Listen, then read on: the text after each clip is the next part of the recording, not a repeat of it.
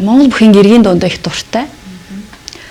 Энэ дууг айгүй тийм доктортой сайхан дуулж чадсан болов гэж боддгийн.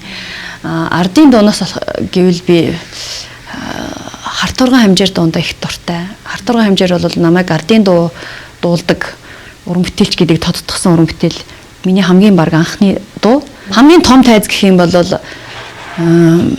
оюутан байхдаа чуулгын тайзан дээр анх гарч би ардын дуу цангин тал дуулаад чуулгын дуучдад айгүйх тухайн үедээ тийм айгүйх таалагдчихсэн. Үндэсний цөөхөлтэй дуулж ирсэн. Тэгээд тэр тайзны томыг ч мэдэхгүй, тэнд асар том уран бүтээлч байгааг ч мэдэхгүй.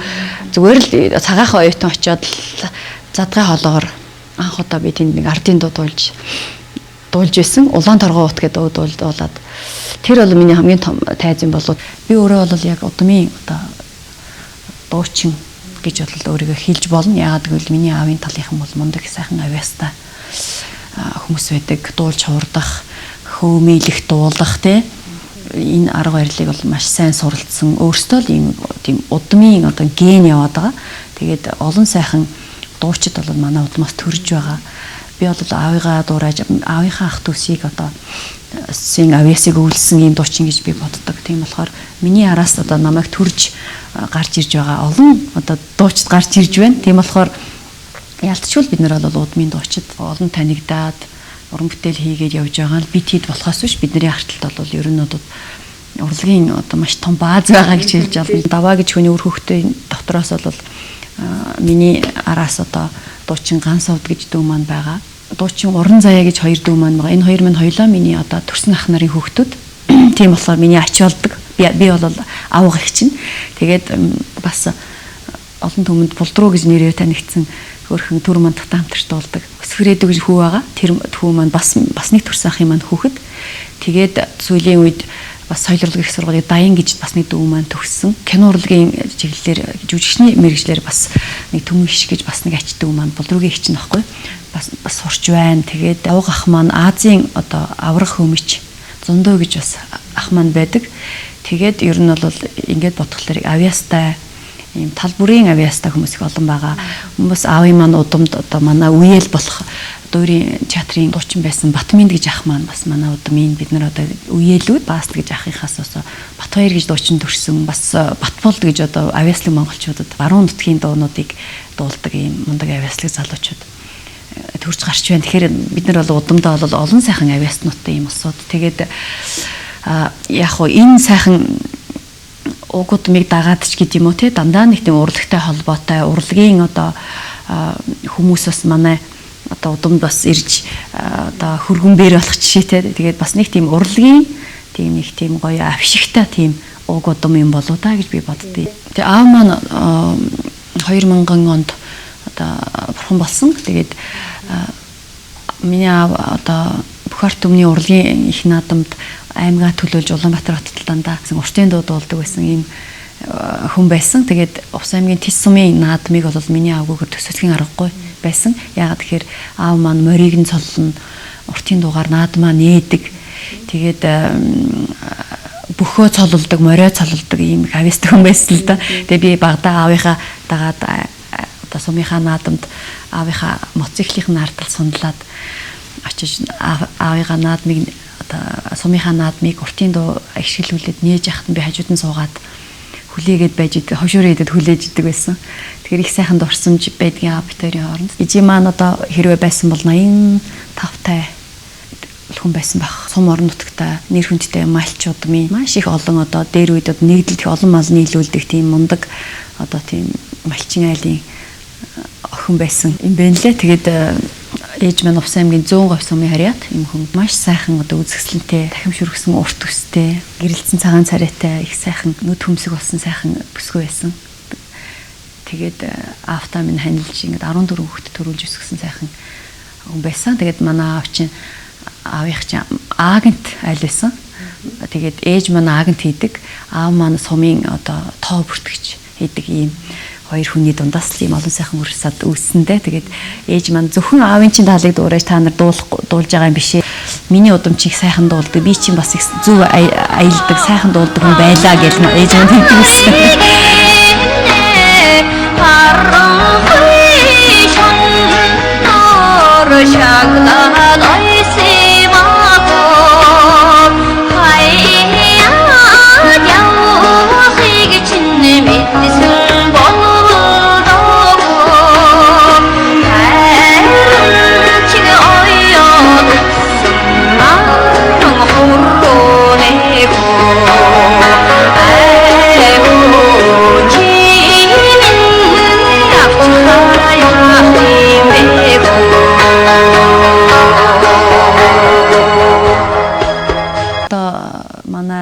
Төсийн одоо оролцсон найр бол тэр чигээрэл дуу хууртай байж байгаа л тэгээд бараг л нөгөө ургийн худ ургийнх нь бүр манайхны дуулахыг гайхсаар байгаад буцаад найрнаасаа буцсан явдаг гэсэн лээ. 3 дугаар курсэд сурж байхад аав маань бурхан болцсон л та. Тэгээд намайг ерөнхийдөө аав маань миний охин бүр гавьяат дуучин болно гэж бүр багаас маань аягүй бэлгшээж ярьдаг байсан. Миний охин гавьяат дуучин болно, дуучин бол урлагийн хүн болно гэж ярьдаг байсан. Би ч гэсэн бас л өөрөө багада яг л тэгж ярьдаг байсан. Хүн яг амныхаа бэлгээр амьдардаг. Чи маань намайг одоо 2 хүүхэдтэй болчихсон. Талын тэргүүний ажилтан болчихсон. Хэд хэдэн тоглолт хийсний дараа ээж маань явсан. Тийм болохоор миний хувьд бол ээж маань бас сайхан сэтгэл хангалуун л явсан байх гэж боддог. Тэгээд мэдээж ээж аавынхаа хүссэн, ээж аавынхаа бодсон сансныг 100% одоо биелүүлж те ачийг нь хариулж чадахгүй ч гэсэн тэнгэрээс ч бас хүн бас нэг ээж аав чинь хүүхдээ хараад бас зүрх сэтгэлээрээ ингэ хүн холбоотой юм чинь хараад бас нэг намайг одоо сайн явахт нь баярлаад те саадтай явахт нь бас дагаж одоо гонж готэрдэг ч юм уу тийм одоо хүн холбоо гэдэг юм бас байдаг л ах мэдэрчл байдаг бах те би зүгээр дотроо өөрийгөө бодохдоо шулуун шудраг зантай. Тэгээд би ерөөсөө тийм ямар нэг юмнаас эмээдэггүй. Айгуу тийм зөрөгтэй юм шиг тийм ямар нэгэн шийдвэр гаргахтаа ч юм их эмээдэггүй. Хэн нэг одоо ямар нэгэн пялдаг зан гаргаад ах юм бол би тэрийг энэ үнэхээр пялдаг хүн шиг байл би дотроо бодоод яваад чаддаггүй байхгүй шууд хэлцдэг. Тэр хүн намайг одоо юу гэж хүлээж авна яг тэрүүгээр л хүлээж аваад тухайн үед тэр хүн надад сайн байжгаад гинтхэн одоо надаас тэр одоо зүйлийг сонсоод надад дургу болвол тэр л үстэй. Би тийм ерөөс айдаггүй. Бас нэг зүйл бол би хүнд ерөөсөө тийм заа гэсэн бол яг тэр юмд л байж чаддаг. Ерөөсөө хүнийг айгуу тийм миний авах чанар бол тэр. Тэгээд их хүн чанартай байхыг хичээдэг. 10 жилийн сургууль байхдаа анх дуулж дуу хуураар явсан хүмүүс л урлагийн хүмүүс болдоо шүү дээ. Яг л тийм л зарчмаар явсан. Багада бид нар чи одоо тухайн үедээ бол хит болж исэн дуунуудыг дуулдаг. Би гэхтэл одоо төмөн нэмбэрлэгын дуунуудыг дуулдаг. Чимцээгчийн дуунуудыг дуурайж дуулдаг, сэлгэмэгчийн дуунуудыг дуулдаг ийм байх жишээний тий. Тэгээд яг анх дуулж исэн дуунуудаа би одоо яг сандгүй маа их л олон дуунуудыг л дуулж. Эрэгтэй хүний дуулдаг дуугч гэсэн дуулаад л гитар тоглоо. Би 7 настай гитар тоглож сурч исэн. Аав маань ингээд сарвч барьсан. Сарвчны доор ингээд манай аав одоо имэйл, тоон, гэрийн мод энэ төр хийдэг тийм мужаа хүн байсан байхгүй. Тэгээд аав маань ажил хийгээл дуулаад суудаг. Тэг би аавынхаа хажууд очиж гитар тоглоод ингээд дуулдаг юм хөвтэйсэн. Тэгэл тэр үеэс л ер нь айгүй их олон дуунуудыг тухайн үеийн одоо хит болж исэн дуунуудыг хүмүүсийн амнаас амд амжигдчихсэн хит болж исэн дуунуудыг л дуулж гитар тоглож дуулдаг юм охин байсан. Тэгээд сүүлд би 10 жилийн сургууль байхдаа Баяд ардын дуу Багын зан гэдэг дууг одоо дуулж аймгийнхаа одоо урлагийн наадамд орж төрүүлж тэгж миний ерөнхийдөө урлагийн гараа эхэлжсэн. Энд хүүхдийн ордонд одоо олон улсын Монгол туурхтны их наадам гэдэг наадамд ирж дуулаад алтан медаль аваад тэгж л ер нь Багын зан гэдэг дуугаар л ер нь ардын дуугаар л бол ерөнхийдөө бас урган бүтээлээ эхэлсэн байх. Ардын урлаг судлаач мэргэжлэр төгссөн. 2002 онд төгссөн. 98 онд ороод урлаг судлаач гэдэг мэргэжлэр төгссөн.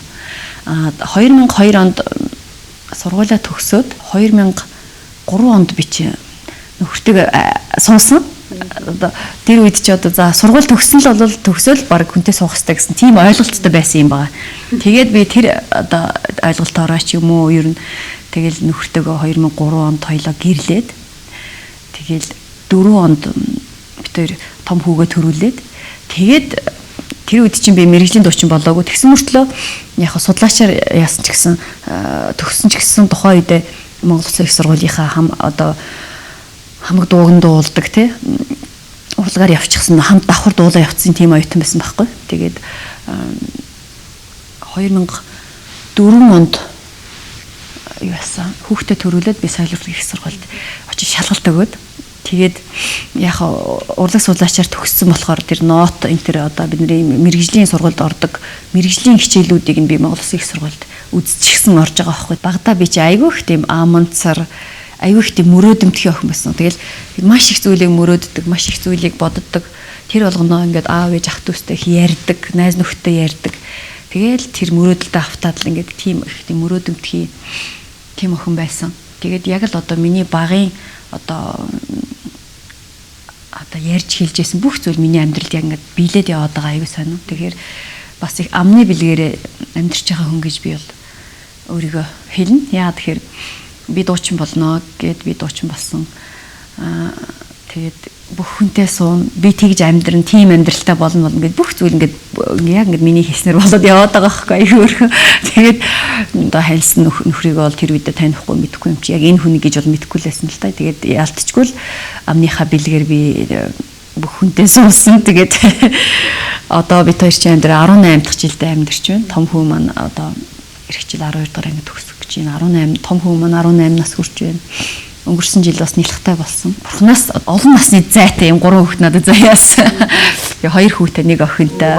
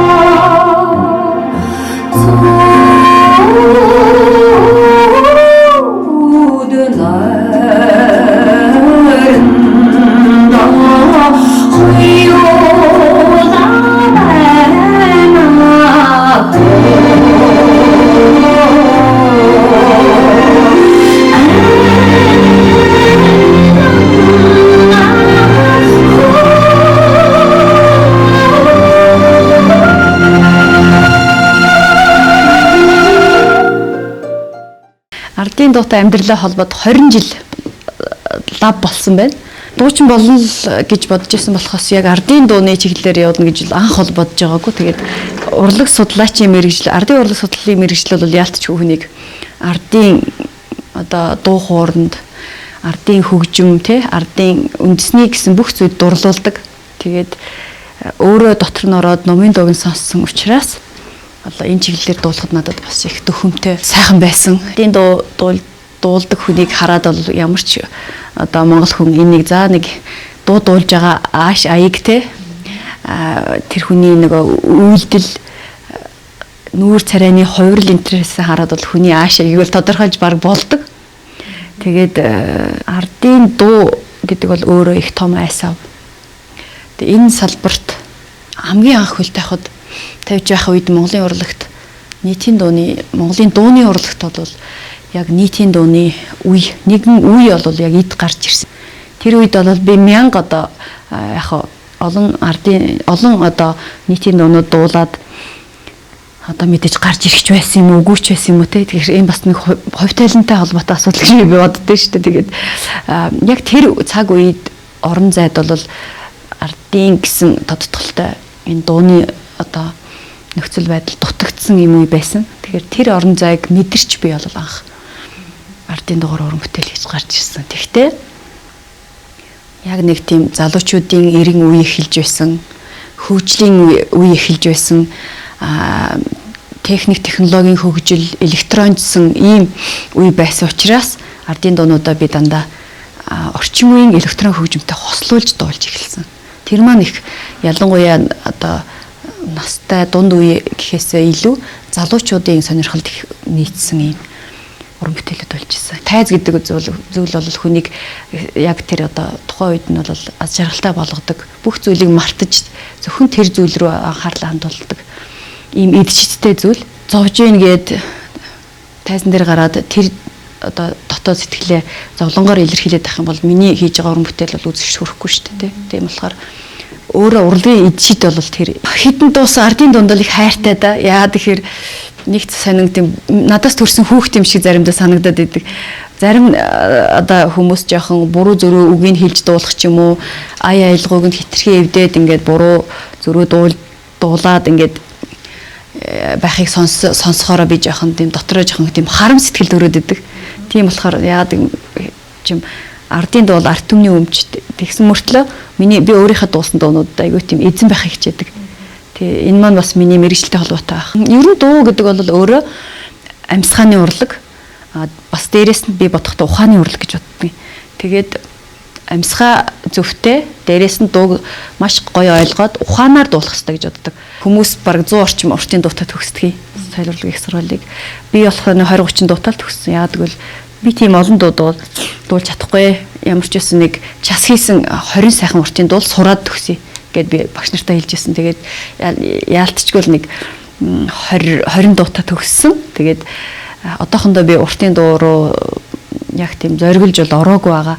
Яг сургууль төгссөний дараа формтой байхдаа бол уртын дуу хідэн сайхан уртын дуу бичүүлсэн бол бас болох л байсан билээ. Одоо байнга л багштай зэмлүүлэл явж идэг. 10 сайхан уртын дуу дуулаад хадгалаад авчи гэсэн юм бас бодол байгаа. Тэгээд юмыг яаж мэдэх нэг CD гаргах ч юм уу тийм бас нэг үлдээх юмтай байл гэсэн юм бодолтой байгаад байгаа. Ханч одоо байрлах нас нь бол одоо нөгөө нэг харин гэж ярьдэн шүү дээ. Харьдаг нас руу орсон байгаа юм чи одоо. Гэхдээ л яг улсынхаа одоо энэ улсын баяр наадмыг л ерөөсөө алгасахгүйгээр дандаа байрладаг.